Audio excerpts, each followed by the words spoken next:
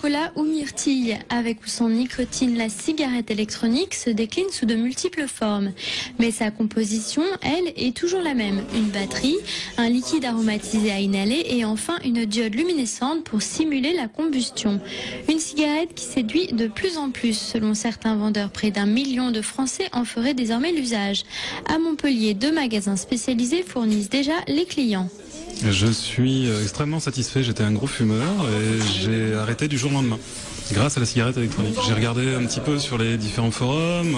Est-ce que c'est anodin? Je ne pense pas que ce soit complètement, mais en termes de moins pire, je pense. Ouais. Moins pire que de fumer quelque chose qui est avéré dangereux. Beaucoup de gens viennent dans une démarche de vouloir arrêter de fumer. Ce qu'on leur explique, c'est que nous, on ne le commercialise pas du tout comme un sevrage tabagique. Rien n'a été prouvé jusqu'à aujourd'hui. On le vend comme une solution pour pouvoir réduire sa consommation, c'est-à-dire très facilement pouvoir enlever toutes les cigarettes inutiles. Une cigarette moins chère et que l'on peut consommer à l'intérieur. Voilà quelques-uns des avantages de cette invention. Mais attention, question santé. Aucune étude n'a encore été réalisée dans l'Hexagone sur la nocivité de la cigarette électronique. Et l'ANSM, l'Agence nationale de sécurité du médicament et des produits de santé, en a interdit la vente en pharmacie. Elle recommande même de ne pas en consommer, principe de précaution oblige. Le problème de la cigarette électronique, c'est que bien sûr il vaut mieux l'utiliser que de fumer.